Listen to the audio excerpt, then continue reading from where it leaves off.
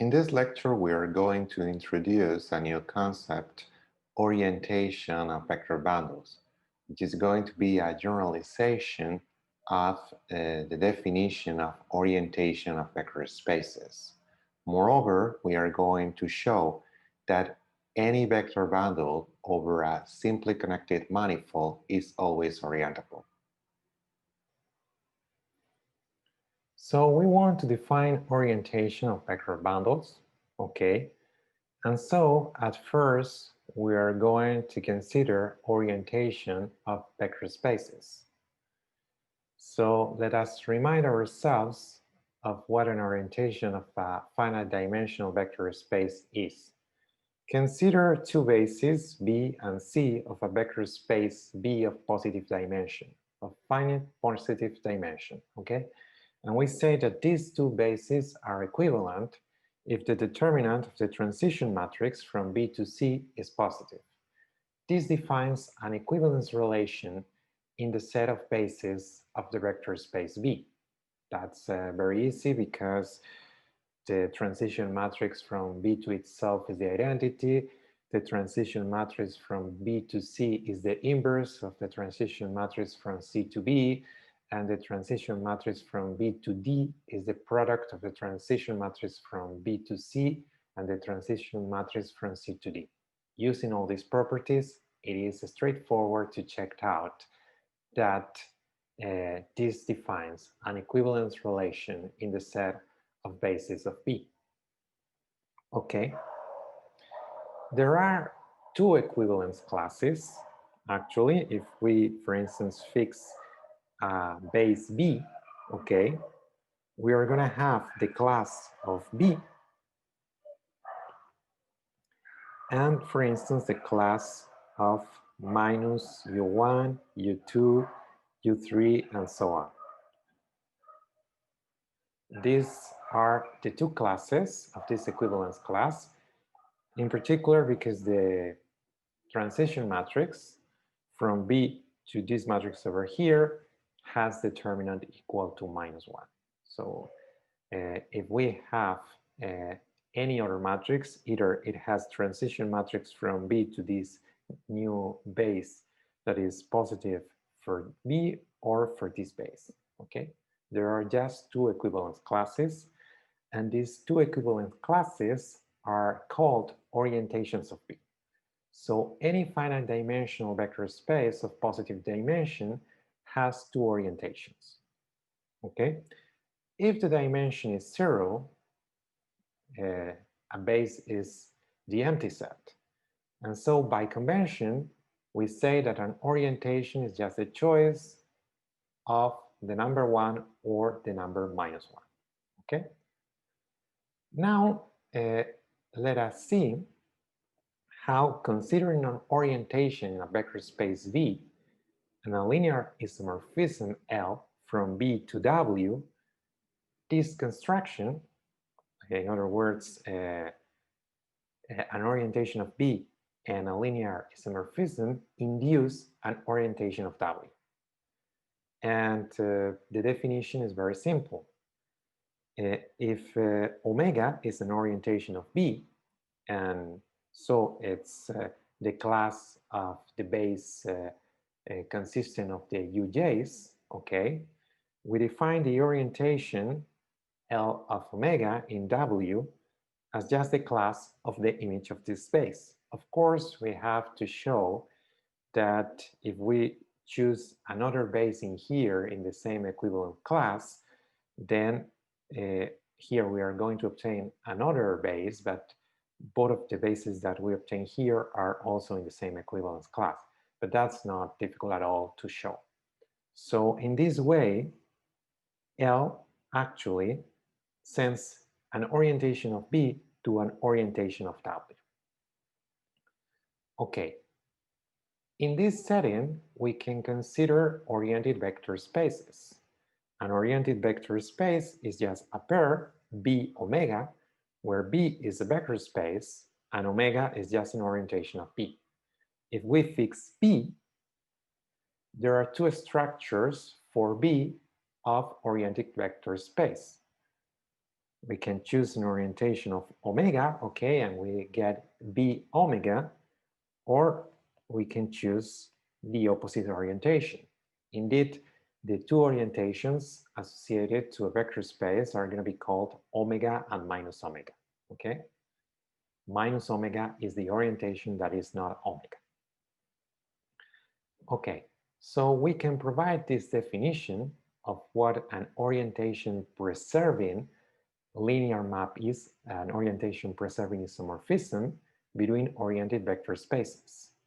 So consider two oriented vector spaces, V omega and W omega prime, and a linear isomorphism from B to W, okay? We say that L is orientation preserving if the image of omega by L is omega prime. Okay, so it's sending the orientation of B to the orientation of W.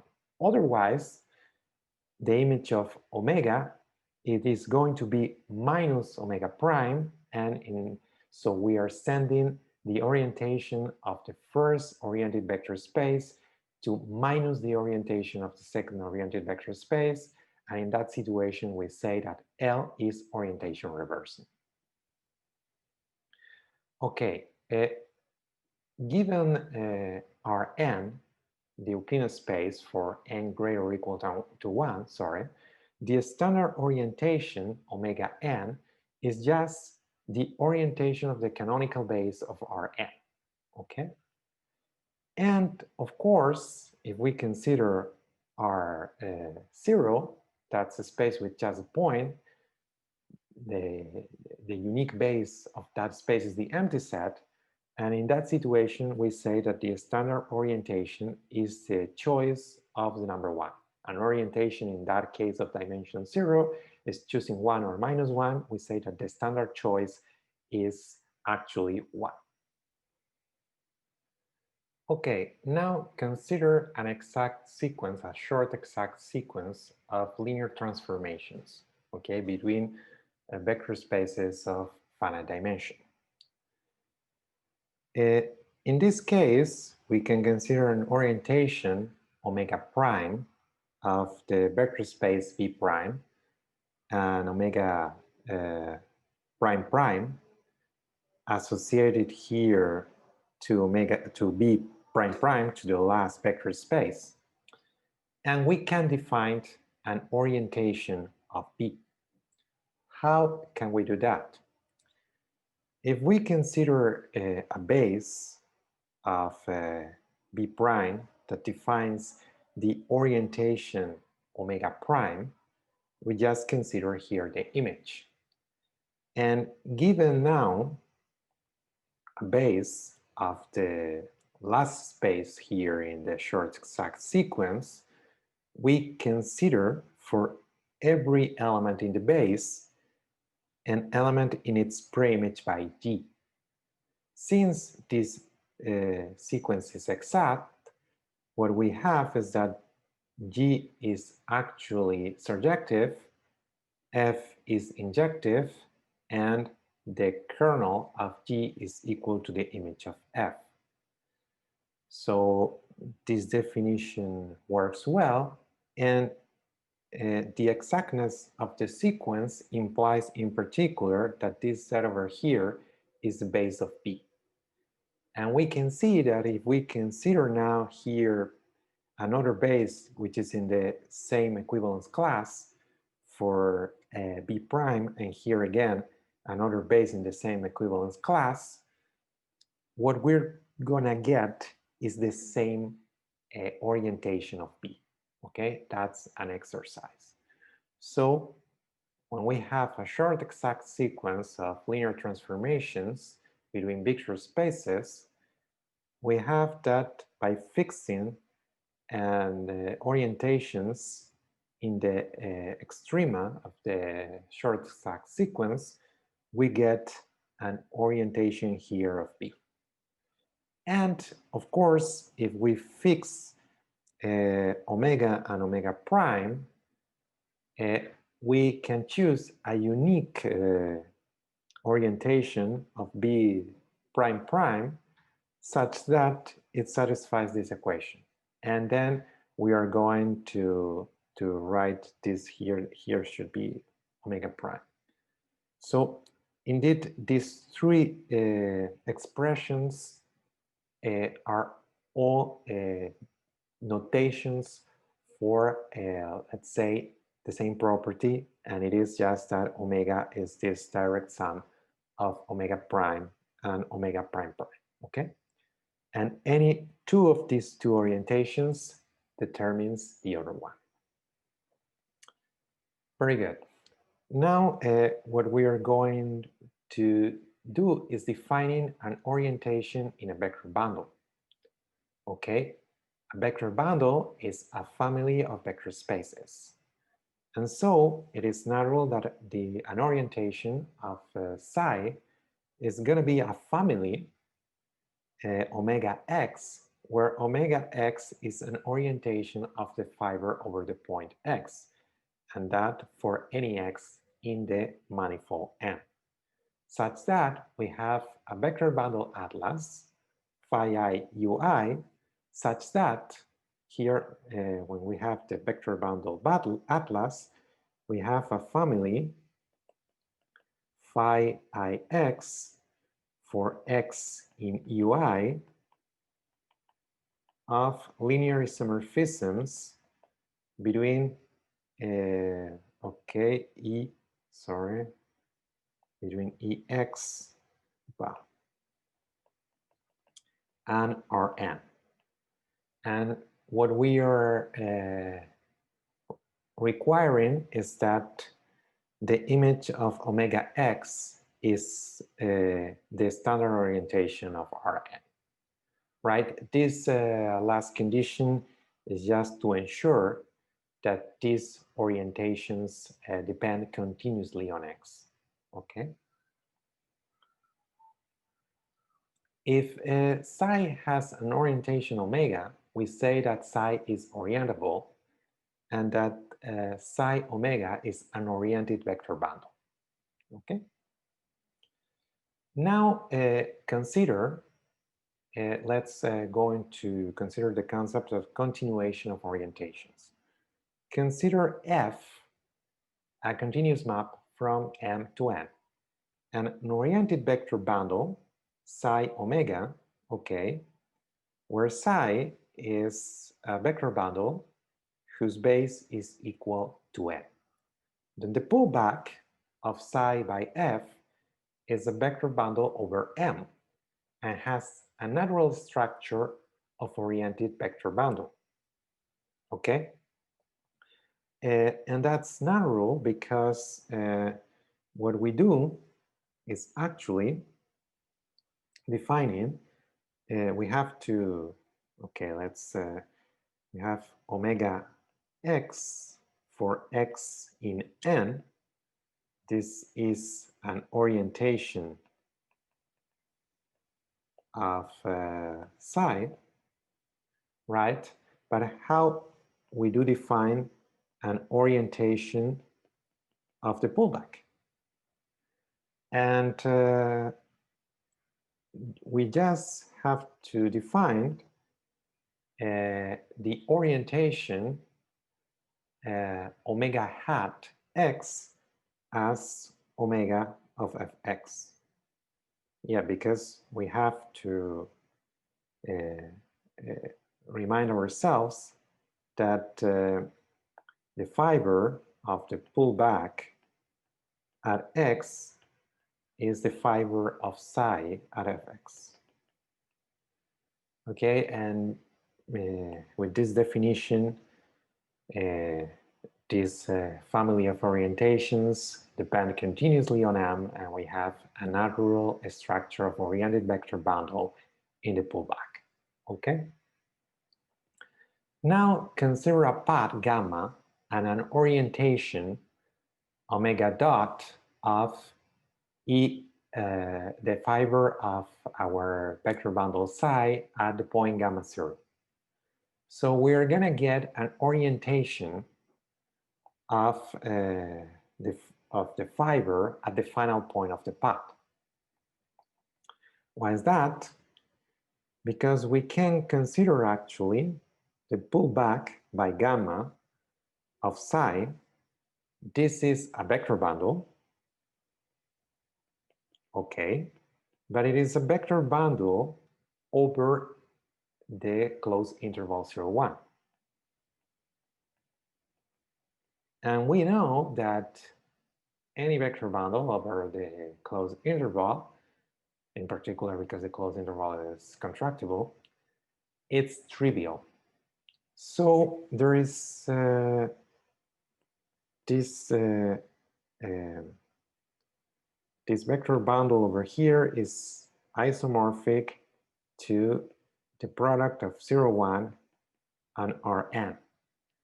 And in this vector bundle, there are just two ways of defining orientations that depend continuously, let's say, on the points of 0, 1. We have to define either always the standard orientation in all the fibers or always the opposite of the standard orientation in all fibers. In particular, if we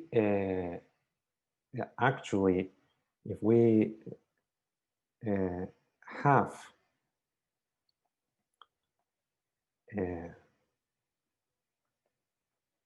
the orientation, which is the pullback of omega 0, okay, which is going to be it's an orientation of 0 times Rn, there is just one way of obtaining a continuous orientation here and then an orientation in 1 times Rn. And that orientation in 1 times Rn is going to give us an orientation of the fiber over gamma 1, right? It's just that simple. Homotopic paths relative to 0, 1 induce the same orientation. Indeed, what happens is that if we have two paths, alpha and beta, okay, and they are homotopic, that implies that there exists actually a continuous map from the square 0, 1 times 0, 1 to m, such that f of S0 is equal to alpha s, f of S1 is equal to beta s for every s in the closed interval, and relative to 0, 1 means that when t is equal to 0, the value is the same for every point. So for when s is equal 0 actually. So f of 0t is always the same, and in particular is equal to alpha 0, okay, and f of 1t is t here is equal to alpha 1, right? And this is for every t. When we have a situation like this, right, what we can actually do is lifting the fiber bundle. We can consider the pullback of the fiber bundle by F. This is going to be a vector bundle, sorry, it's the pullback of the vector bundle psi by F, and this is going to be a vector bundle over the square, okay?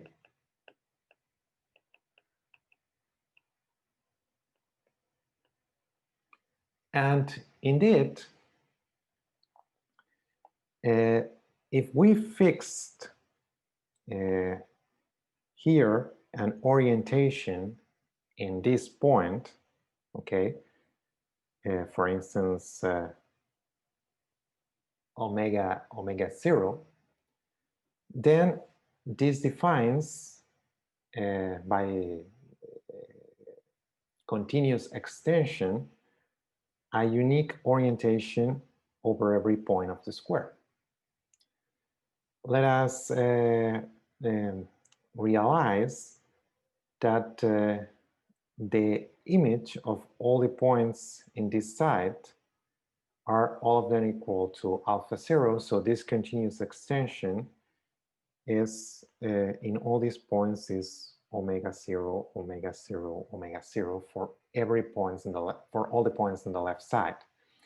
And since in the right side the function still is also constant, sorry, then whatever the orientation that we get here, it's going to be the same in all these points. All right? So the issue is that because of this, when we do the continuation along this side, which is the continuation along alpha, we go from omega 0 to omega 1.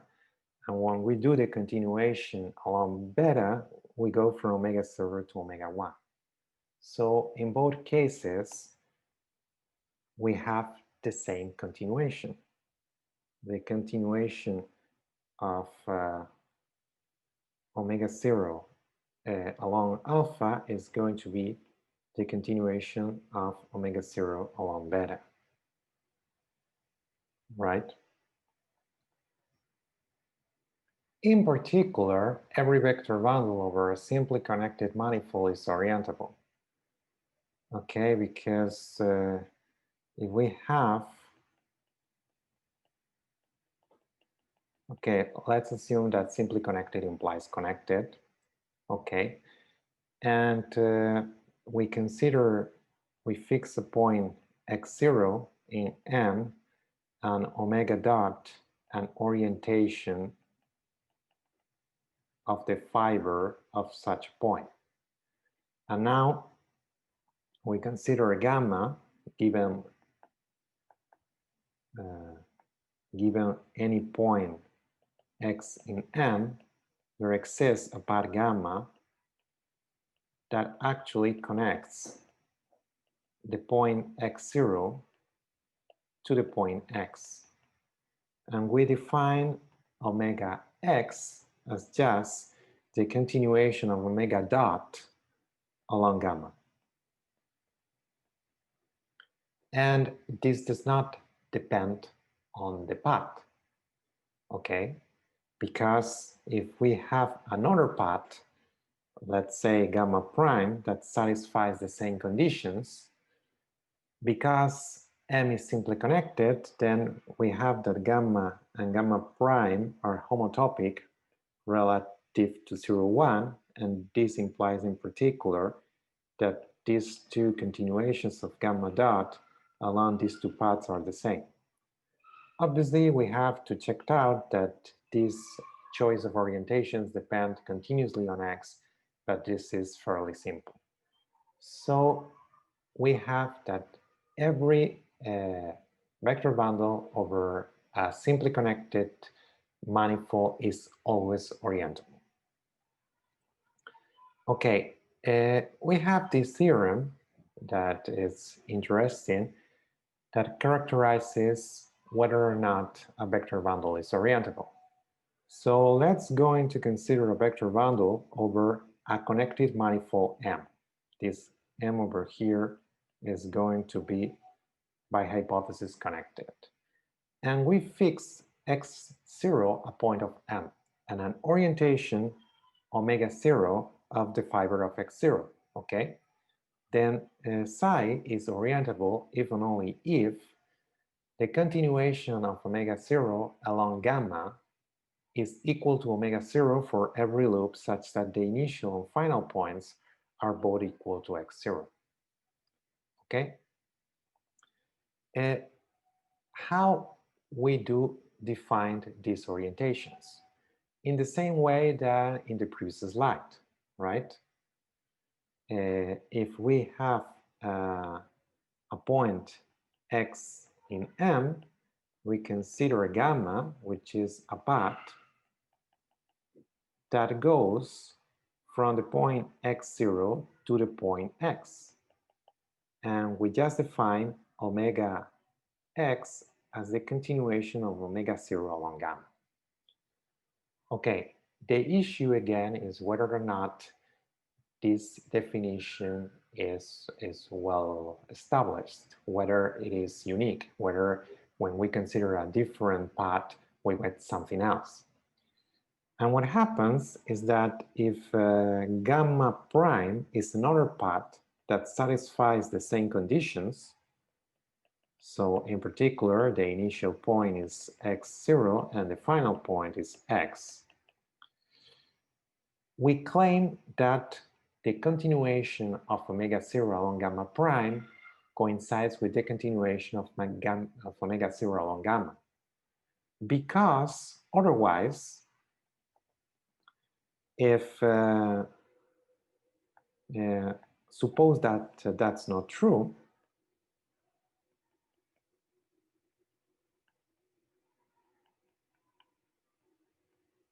now we can consider, if this is the path gamma and this is the path gamma prime, we can consider a loop, which is actually the result of going along gamma, okay, and then get it back following the inverse of gamma prime. This is a loop, okay? And what happens is that if we consider the continuation of omega 0 along that, that loop over here, okay, that's going to be the continuation along the inverse of gamma prime of the continuation of omega 0 along gamma. What happens is that if here we consider the continuation of omega 0 along gamma prime, of course, when we just do the continuation along the inverse, we obtain omega 0, right? So if we put this over here, we get omega 0. But if we suppose, sorry, that these two are different, then we're considering here minus this one. And as a consequence, we get minus omega 0, right? And that's a contradiction. So because this is a loop and the continuation of omega 0 along the loop is not equal to omega 0. So if we suppose that these two are different, we get a contradiction. So they are always the same, no matter what gamma we are considering. And because of that, this definition is correct. In this lecture, we introduced the orientation of vector bundles and proved that any vector bundle over a simply connected manifold is orientable. In our next lecture, we are going to see that there is a trick that allows to interpret every vector bundle as an orientable one, the oriented double cover. And also we will treat a particular case, namely the tangent bundle, that is going to allow us to define whether a manifold is orientable. Thank you for your attention.